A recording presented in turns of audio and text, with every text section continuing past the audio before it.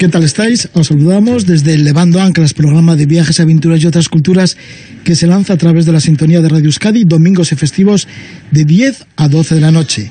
Esta vez vamos a estar con el fotoperiodista Javier Sánchez Monje. Ha vivido aventuras profundas que le han cambiado su forma de ser. Ha querido documentar sociedades alternativas a nuestra civilización que las ha encontrado en la selva amazónica, también en la taiga rusa o entre las etnias de China. Es el autor del manual El arte de la fotografía documental. De todas las experiencias vividas nos va a relatar cómo retrató y convivió durante un tiempo con los habitantes de un basurero en Camboya. Por cierto, en Camboya ha vivido los últimos 10 años. Y también nos va a comentar cómo bajó a los infiernos después de que arrasara el tifón Haiyan en Filipinas. Además estaremos con Joaquín Sardá Mariné. Él es un gran forógrafo de los patrimonios de la humanidad. Ha visitado 427 patrimonios hasta el momento, esperando completar unos 1000, y para ello pues ha viajado a 135 países. Joaquín Sardá Mariné, un gran viajero, estará también con nosotros en Levando Anclas.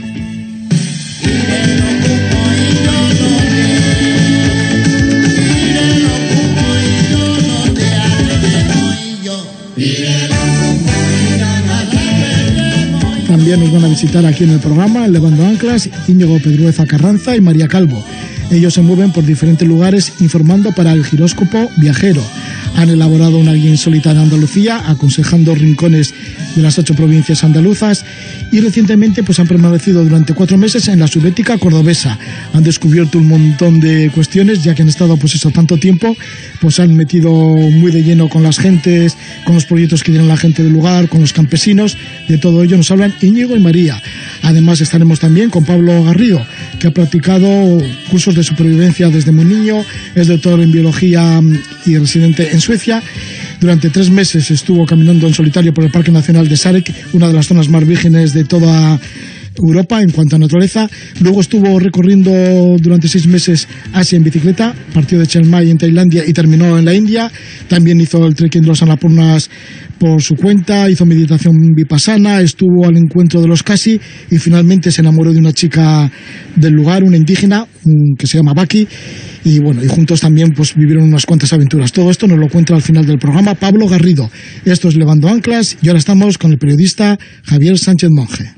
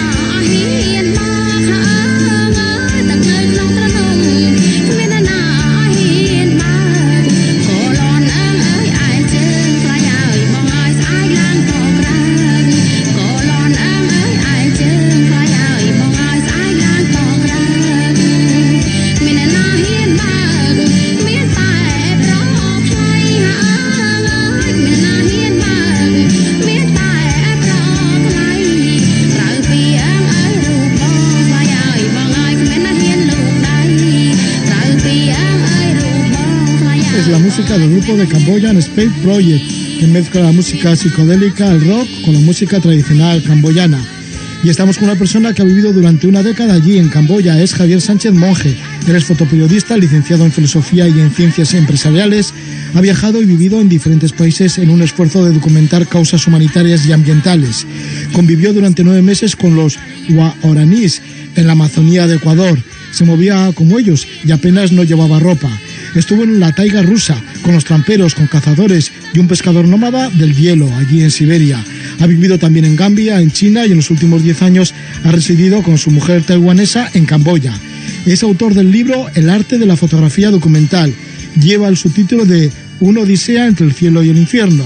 Ha realizado amplios trabajos sobre ceremonias de la religión Bon tibetana. Ha estado fotografiando también a chamanes que se automortifican en Tailandia. Ha recogido la vida en un basurero en Camboya, en donde se convirtió en un recogedor más de basuras, él mismo. También estuvo en Uttar Pradesh, en India. Se interesó por la presencia de un tigre devorador de hombres. Retrató a personas víctimas de los ataques de ácido en el sudeste asiático. Ha estado viajando un año por la India. Y además de esto, pues también le impactó muchísimo cuando fue a Filipinas a retratar lo que sucedió con el tifón Haiyan. Vamos a hablar con Javier Sánchez Monje, con este fotoperiodista que tiene este libro, El arte de la fotografía documental. Javier, muy buenas noches. Muy buenas noches, Roge. Oye, qué preciosa la banda sonora que le has puesto, me ha encantado, ¿eh? Ah, sí. Es un grupo de camboyano, de donde provienes tú, bueno, de donde vienes. Los últimos años has vivido por allí, ¿no? En Camboya. Sí, 10 años allí, o sea, y esa es música reciente. Yo es que estaba acostumbrado a la tradicional, pero bueno, me ha encantado. Sí, es una música así de rock de allí y que además es una música que, bueno, que es bastante internacional, este tipo de música camboyana. Bueno, el caso es que el libro se llama así, El arte de la fotografía documental, con ese subtítulo de Una odisea entre el cielo y el infierno.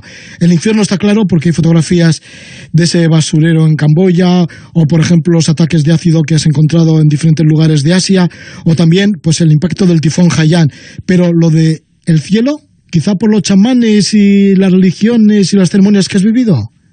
Bueno, es que inevitablemente cuando estás en un tren de vida así, que estás viviendo un día una cosa terrible y luego estás a lo mejor entre los supervivientes, yo qué sé, pues imagínate los rohingyas que están saliendo de un campo de refugiados y te cuentan una historia bonita, o los refugiados o la gente del tifón Haiyan que acaba de sobrevivir y te dicen que, por ejemplo, ha sobrevivido esta niña pequeña, pues de repente ese infierno se transforma en un paraíso y estás absolutamente feliz.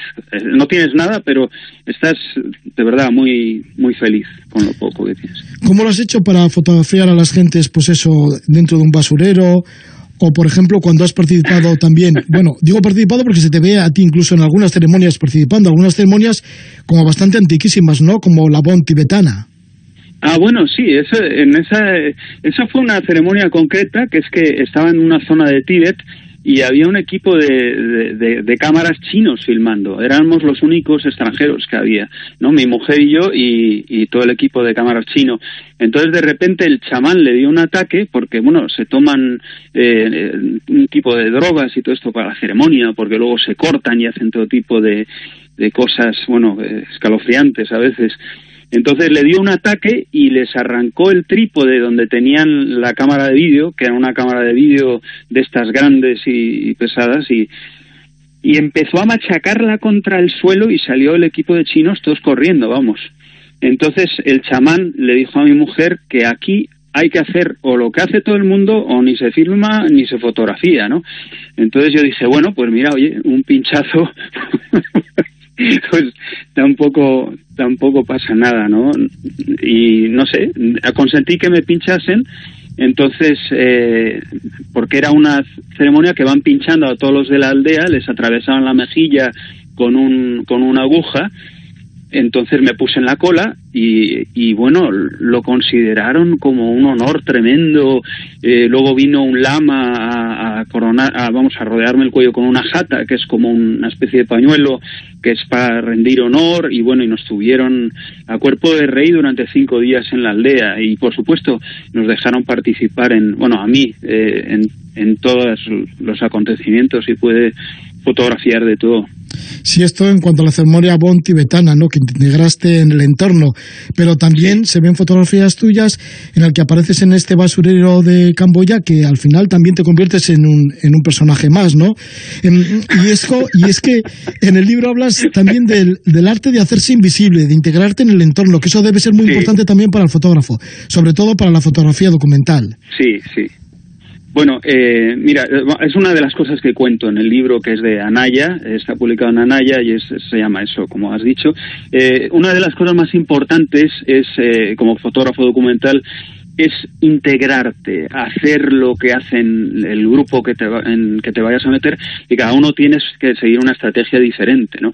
Yo al basurero, que a 3 kilómetros ya se olía la podredumbre porque era un hedor insoportable, pues yo no sabía qué hacer para integrarme con ellos, ¿no? Pero el primer día llegué pues con mi cámara y unas botas de agua grandes, porque era como había que ir equipado, y nada, me mezclé entre la gente como si fuera un turista despistado o un hombre despistado, y lo vieron muy gracioso, ¿no? Entonces yo intentaba con gestos pues hacer un poco lo que hacían ellos. No estaba haciendo fotos, o sea, tenía la cámara colgada, pero no hacía fotos. y me acercaba a ellos, a lo mejor a uno le veía y gastaba una broma y le ayudaba a lo mejor un poco con un saco, cosas así. Y estuve así unos cuantos días, ¿no? Hasta que empecé a tirar las primeras fotos y les pareció, no sé, les caí bien, ¿no? Porque yo siempre voy gastando bromas y eso es fundamental.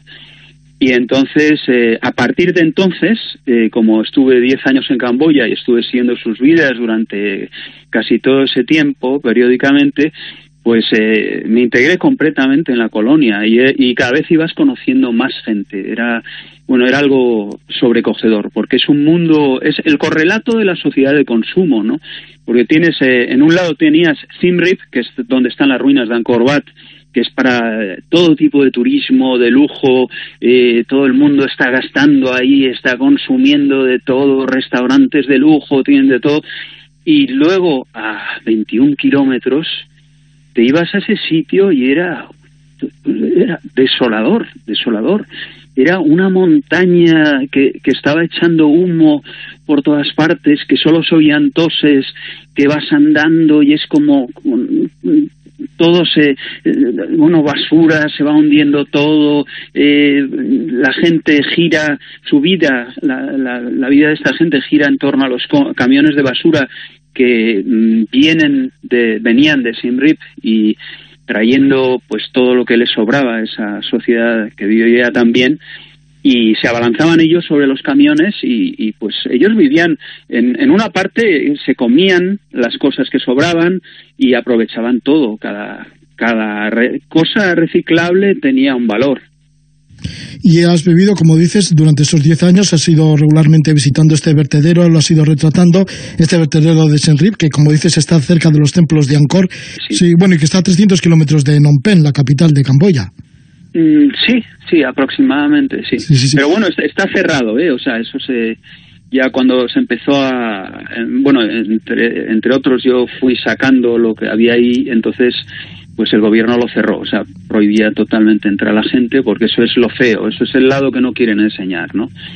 Entonces, bueno, si quieres te cuento las cosas que más me... Sí, por eso, porque como lo has vivido durante tanto tiempo, porque allá habrá dos épocas distintas, ¿no? La época seca, la época de monzones. ¿Cómo se puede vivir en ese basurero en la época de monzones? Pues bueno, en la época de monzones, mira, ellos excavan una especie... Bueno, imagínate una montaña gigante de basura durante la época seca ellos hacen unas fosas, cavan unas fosas para ir echando basura, ¿no? Pero cuando llega, como dices, la época de los monzones, que es la época de lluvias intensísimas, que se inundan muchos pueblos en Camboya y todo, pues esas fosas se inundan, entonces toda la basura que hay en el fondo sale a flote. Entonces se convierte en verdaderas trampas, o sea, tú tienes que saber andar por el basurero. Para desplazarte por ahí ellos tienen marcados el suelo con cosas, con palitos, o saben muy bien cómo tantear todo, porque bueno, yo iba con Van, que era una niña de unos 10 años, que era una amiga mía, y me guiaba por los primeros días porque le parecía muy gracioso y era un extranjero torpe, ¿no? Y entonces íbamos andando, abriéndonos paso por entre la basura para seguirles en sus actividades y bueno, el caso es que llegabas a un sitio y de repente veías que todo el suelo temblaba. Entonces temblaba el suelo y temblabas tú y te daba, bueno, dices, es que esto se está hundiendo. Y de hecho una vez me hundí y menos mal que está esta niña, porque bueno, te hundes en esas arenas movedizas, yo me hundí, lo primero que hice es tirar la cámara al otro lado y pegué un grito y esa niña que estaba por ahí, pues nada, llamó a todos los niños y todos empezaron todos con palos a tirar y me sacaron de ahí. Pero no sería la primera vez que alguien se muere de esa manera, ¿no? Y en más vertederos ocurre eso también, ¿no? La gente se puede morir o hundida en esas arenas movedizas de basura y bueno, yo luego todos muertos de risa cuando llegué a la aldea, ¿no? Porque era una especie de muñeco de nieve, pero de basura. Y bueno, qué asco, o sea, la podredumbre que te podías imaginar. Al volver al hotel me dijeron que no sabían qué tipo de trabajo estaba haciendo en la pensión de Siem Reap, pero que por favor que no volviera. De esa forma, ¿no? No, que no volviera porque dice, there's this smell in your room, que hay este olor en tu habitación que es insoportable, ya lo han comentado, ¿no? Y, bueno, y eso era lo que ocurría durante la época de los monzones. Durante la época seca era algo parecido también, porque se quemaban la basura, ¿no? Entonces tenías que desplazarte también y el humo es muy traicionero. Hay unos senderos, pero según sopla el viento, pues te puedes quedar atrapado entre los senderos y no sabes seguir. Y es peligrosísimo, vamos. Sí, luego, porque además el humo sí, además de desorientarte, también te puede atontar, ¿no? Bueno, por supuesto, a mí me atontaba más de lo que suelo estar y sí, empiezas a toser y si te entra el pánico es realmente peligroso, te desorientas, te irrita los ojos, terrible. Y luego también la noche era impresionante porque ellos trabajan día y noche, hacen turnos para acoger a esos camiones que llegan, descargan la basura y ellos empiezan con las azadas a picar, a sacar toda la aprovechable, ¿no? Pero lo que pasa es que ellos tienen unas lámparas de foco que en cuanto las encienden, pues bueno, acuden miles de insectos de todo tipo, y bueno, desde polillas hasta todo tipo de mosquitos, chicharras, lo que sea, y se te meten en la ropa. Entonces es como una pesadilla al principio, porque estás ahí todo lleno de insectos por todo el cuerpo que te están reptando por dentro de la ropa. Y dicen ellos, no, es que es lo normal es así, es que estés así lleno de insectos. Y claro, también te entran en los ojos, ¿no? Por eso tienes que intentar alejar las luces de tus ojos para que no te entren en los ojos. Y si te rascas, pues tienes una infección, ¿no? Están los insectos, pero las ratas y las serpientes...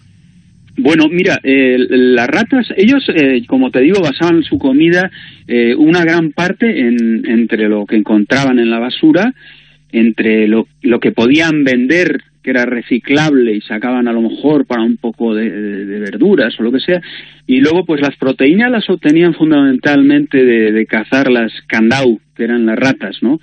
Ellos las cazaban en los alrededores, ahumaban sus madrigueras, y hacían como una especie como de arpones con las varillas de los paraguas.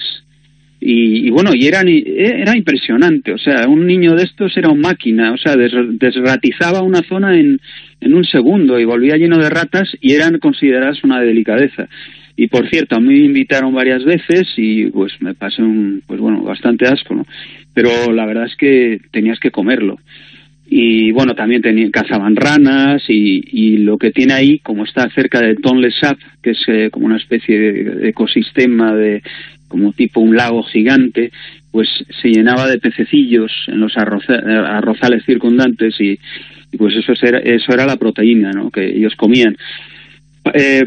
Por otra parte, el gran riesgo que tenían era cuando iban los niños sabían muy bien manipular los sacos de basura, porque también en los sacos de basura se podían encontrar restos de un hospital y entonces había pues todo lleno de jeringuillas hipodérmicas, por ejemplo, con las agujas, o también se encontraban goteos ensangrentados o animales muertos, o a mí me llamó muchísimo la atención una vez que una madre les estaba reprendiendo a los niños y gritándoles y muy furiosa porque los niños habían descubierto en una bolsa un montón de preservativos usados y no se les ocurrió otra cosa que hacer globos, ¿no? Y te están jugando con los globos, ¿no? Para ellos eran globos. Porque tenemos que tener en cuenta que ese es su mundo, ellos han crecido ahí, ellos no tienen ese contraste que les hace ver que existe otro mundo. El contraste viene en la adolescencia, que es cuando empiezan a ver que hay un mundo alternativo. Entonces es cuando sienten un poco de tristeza esos adolescentes. Y yo la sentía con ellos. Me daba mucha pena porque a algunos les vi crecer y vi el trauma que era, ¿no?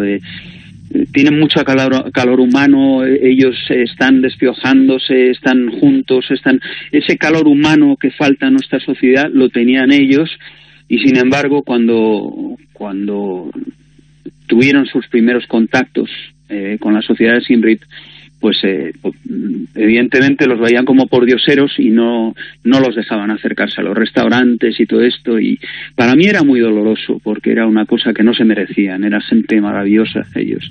Sí, pero para ellos, ¿qué significa cuando eres niño, la inocencia, que te crees que todo el mundo es ese vertedero, que no hay más que otra cosa que el vertedero, pero una vez que sales del vertedero, cuando eres adolescente y de repente empiezas a ver aparatitos de diferentes, yo qué sé, de tecnologías, de luces Toda y demás, la razón, exactamente. ¿Cómo te encuentras? Porque tiene que ser como un gran shock para ellos, ¿no?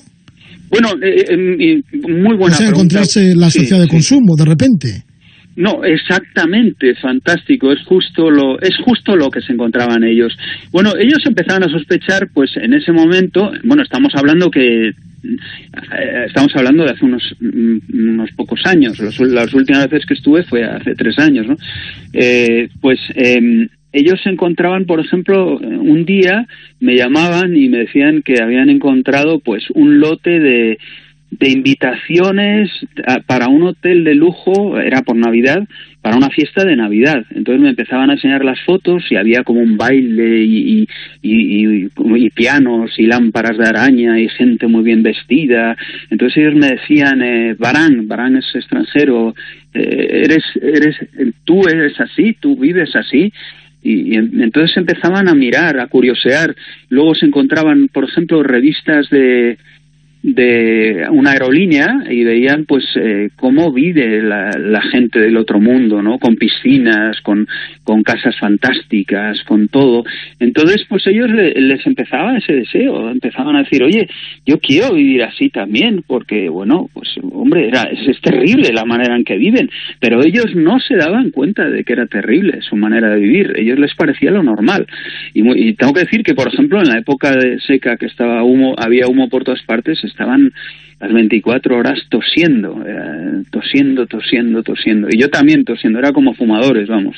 Javier, y cuando regresabas, después de sacar esas fotografías en el vertedero y estar con la gente de allí, sí que te dijeron cuando volvías a la pensión, oye, que no puedes volver con ese olor. ¿Y con el tiempo cómo hacías para quitarte el olor cuando regresabas del vertedero? Bueno, yo hablé con Rota, que era... Bueno, yo me hacía amigo de ellos porque hablo un poquito gemer también, ¿no? Entonces se llamaba Rota, la dueña de la pensión esa. Le conté lo que estaba haciendo, porque yo también, pues les llevaba a conseguir reclutar un grupo de gente y les llevaba todo tipo de donaciones. Al principio eran cargamentos de pan y luego eran cargamentos de ropa y luego fueron creciendo un montonazo de cajas de donaciones que les llevaban un tuk-tuk. Entonces, cuando se enteró Rota, que era la dueña de la pensión, entonces me dijo, ¿y cómo no me has dicho eso desde el principio? Y dijo, mira, lo único es, cada vez que vengas a la pensión, tenemos una manguera afuera, que es con la que limpian los tuk-tuks y todo eso, pues te das un lavado de arriba abajo y te metes rápidamente, que no te vean los clientes. Porque la gente se asustaba. Pero bueno, también allí hay un concurso internacional de foto, una especie de curso internacional de fotografía que es muy famoso, que es como la semana de Sinrip, y vienen fotógrafos y fotoperiodistas de todo el mundo, y cuando una vez se enteraron de lo que estaba haciendo, pues me convertí de ser un hombre con pinta de pordiosero a ser una persona muy interesante, y todos estaban preguntando cosas. Pero claro, yo no les contaba nada porque no quiero que vaya un enjambre de gente ahí estos son personas, ¿no? Yo me estaba relacionando como ser humano con ellos. Yo no me parece bien llegar y acribillar a la gente con una cámara si no les conoces y si no tienes su consentimiento. Estamos escuchando a Javier Sánchez Monje. Él es fotoperiodista, licenciado en filosofía, en ciencias empresariales. Ha viajado por el mundo desde hace ya bastante tiempo, viviendo en la Amazonía. También ha estado en la tundra rusa. Nos está comentando de los 10 años que ha vivido en Camboya y, entre otros, pues ha realizado el trabajo sobre un vertedero que se encuentra en Siem Reap, que está al lado de las ruinas de Angkor Wat, el complejo de templos más grande del mundo. Fíjate qué contrastes. Y en tu libro, porque eres autor del libro El arte de la fotografía documental, una odisea entre el cielo y el infierno, también hablas de un proyecto que te llevó a Filipinas. Fue justamente con el tifón Haiyan en el año 2013, y allí apareces en Tacloban. Estuviste un mes en esta zona, una zona, bueno, que esto sí que era totalmente el infierno, o peor todavía que el infierno. Bueno, sí, mira, aprovecho para decir que el libro está en Anaya Fotoclub, si no te importa, y... Sí. Vale, y eso, sí, la gente quiere preguntar, que yo tengo Instagram en @Javier Sánchez Monje, todo junto y con G. Bien, que eso sí, es lo más próximo al infierno que he vivido, fue la ciudad de Tacloban justo después del tifón, ¿no? Del tifón Haiyan. Bueno, es que casi no sé ni por dónde empezar. Bueno, el caso es que volé con las Fuerzas Armadas un avión de las Fuerzas Armadas de Malasia, y nos dieron, éramos 5 fotoperiodistas en ese momento, y nos dieron la opción de quedarnos una hora y volver, que era lo más recomendable, o firmar unos documentos y decir que nos quedábamos ahí por cuenta propia, ¿no?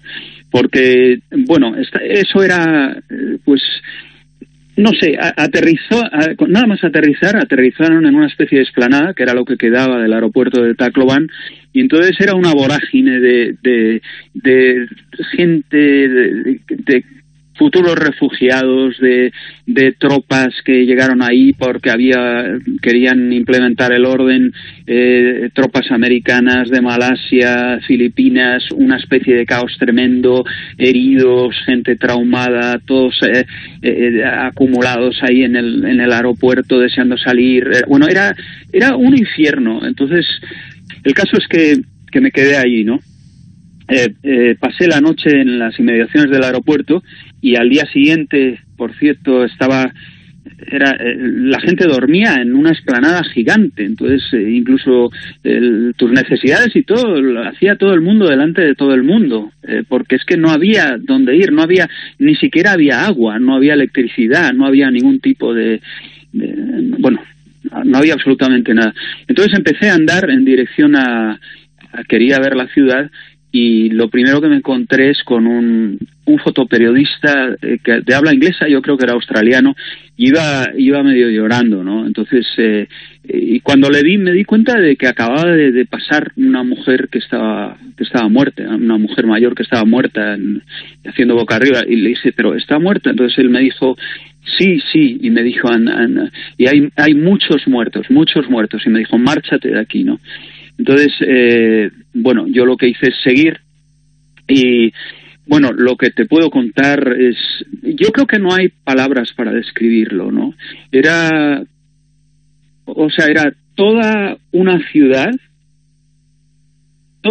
muerta, eran solo ruinas, una especie de neblina, como había habido una especie de tsunami que siguió al tifón, pues a trechos estaba cubierto por agua, y luego cadáveres de animales, personas que se habían muerto en el último gesto que habían hecho en su vida, ¿no? Y que seguían ahí, y eran tantos y tantos que incluso durante todo el tiempo que estuve tardaron bastante tiempo en retirar los cuerpos, porque es que no daban abasto. Entonces ibas atravesando la ciudad, y imagínate una ciudad que se queda parada, o sea, que entrabas en una hamburguesería, pues tipo McDonald's o algo así, y estaba toda inundada al nivel de agua de la cintura, y esto estaba, por ejemplo, en los grandes almacenes Robinsons, que son pues como el Corte Inglés o así, y estaba cayendo cataratas de agua por las escaleras mecánicas, y pues te encontrabas cuerpos por algunos sitios, y bueno, y así día tras día hacía recorridos a través de la ciudad y retratando toda la devastación, ¿no? Todos los supervivientes. Los supervivientes eran más fáciles de localizar los grupos en la noche, porque era cuando encendían las hogueras. Entonces a lo lejos veías una hoguera y Entonces te acercabas y ellos estaban como con miedo porque había una mezcla de...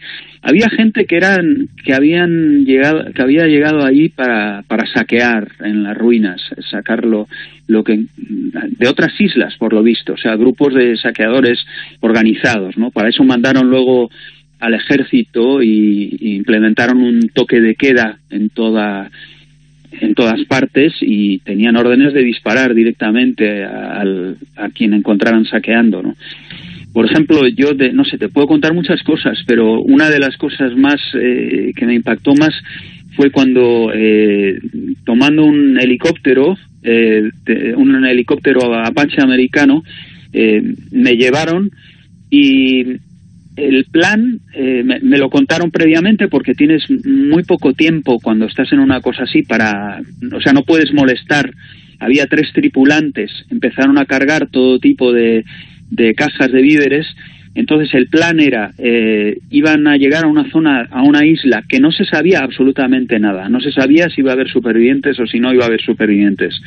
Entonces cargaban un montonazo de cajas llenas de víveres. Entonces ellos aterrizaban. Las fuerzas aéreas filipinas lo tiraban en paracaídas, pero los americanos en algunas ocasiones iban y aterrizaban directamente en las zonas, ¿no?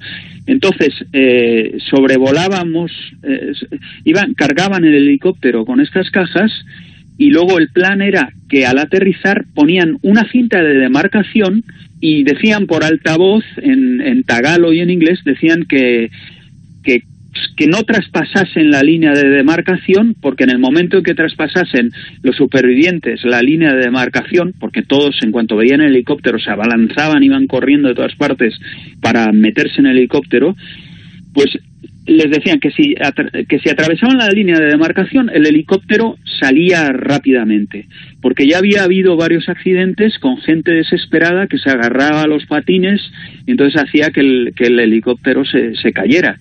Entonces, por ejemplo, concretamente, esto lo capté en fotografía, lo tengo todo en el libro, ¿no?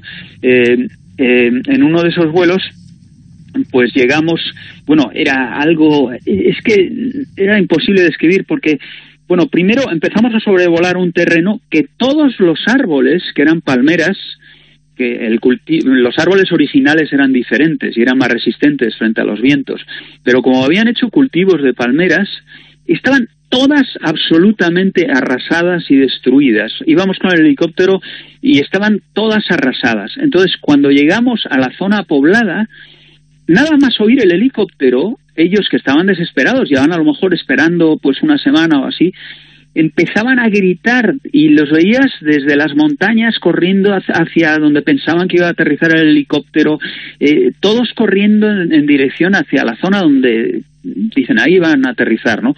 Que eran en una pequeña calita que había y era justo donde aterrizamos. Pero íbamos bajando y los ibas viendo a todos debajo, corriendo, gritando, desesperados. Y luego aterrizamos en la cala esa y entonces, pues, bueno, a mí me daban un segundo para saltar y tienes que estar con la cámara, tiene que estar preparada la cámara perfectamente, la velocidad adecuada, todo, y estás plan, y yo tenía que meterme el primero en el helicóptero para el regreso, o sea, y si no me dejan ahí con todos, ¿no? Entonces, bueno, lo más duro era cómo veías que se iba aproximando toda esa masa de gente, cada vez más, era como una manifestación gigante y venían corriendo, y luego los tenían más cerca y veías que algunos venían con cuchillos y con palos y con todo. Los filipinos son la gente más adorable del mundo, pero eso era una situación de supervivencia extrema, ¿no? Entonces era porque se querían hacer, algunos grupos se querían hacer con los víveres, porque a lo mejor tenían a sus familiares que se estaban muriendo o lo que fuera. Entonces llegaban algunos heridos que se habían hecho muletas con lo que fuera, se habían hecho como torniquetes con camisetas, con ropas. Bueno, era la desesperación más absoluta, todos avanzando hacia el helicóptero. Y entonces el capitán diciéndoles por el altavoz que se detengan, mientras los otros dos estaban descargando las cajas a toda velocidad. Y yo estaba fotografiando. Y entonces, en un momento dado, pues cuando ya ya estábamos, que ya se venían encima del helicóptero, dio la orden el capitán, rápidamente salté en el helicóptero y salimos, pero a toda velocidad. Entonces ves a toda esa gente que se abalanzó sobre las cajas, empezaron las mujeres estirándose del pelo, varias abalanzándose sobre un hombre, otro hombre peleándose con otro, uno con un palo, otro con un cuchillo. Era la mayor desesperación. Y tengo que decir que nunca he visto gente de todos los países que he estado, que son muchos, no he visto gente más hospitalaria en mi vida que los filipinos, pero eso es lo que hace una situación absolutamente desesperada. Javier Sánchez Monje, fotoperiodista, nos está dando el testimonio de lo que vivió en el tifón Haiyan en el año 2013. Esto se recoge también en su libro El arte de la fotografía documental, una odisea entre el cielo y el infierno, que lo edita Anaya Turing. Hemos hablado también de los vertederos, el vertedero de Siem Reap, en el cual ha estado durante bastante tiempo, ya que ha vivido 10 años allí, cerca de Siem Reap, en Camboya. Esto pues nos lo va comentando, pero bueno, todavía teníamos muchas más preguntas por hacerle, pero bueno, que ya merecen otra entrevista aparte, ¿no? Por ejemplo, cuando hace ya mucho tiempo convivió durante 9 meses con los Guaraníes en la Amazonía de Ecuador y se movía como ellos, apenas llevaba ropa.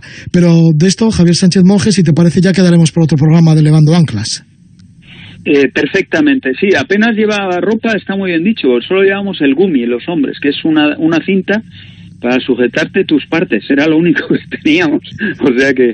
¿Y así estuviste 9 meses dentro de la selva? Estuve 9 meses, sí, bueno, con la tribu, también deambulando por las zonas de allí, de la Amazonía del Yasuní, etcétera, etcétera, y con gente diferente, de guaraníes diferentes, no siempre con los mismos.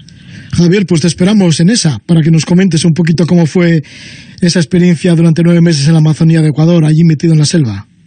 Fenomenal, Roge. Y bueno, ya te digo que si alguien quiere saber algo, que tengo el Instagram, lo tengo en Javier Sánchez Monje, todo junto con G. Gracias por todo, Javier Sánchez Monje. Un abrazo, Roge, y encantado, muchas gracias.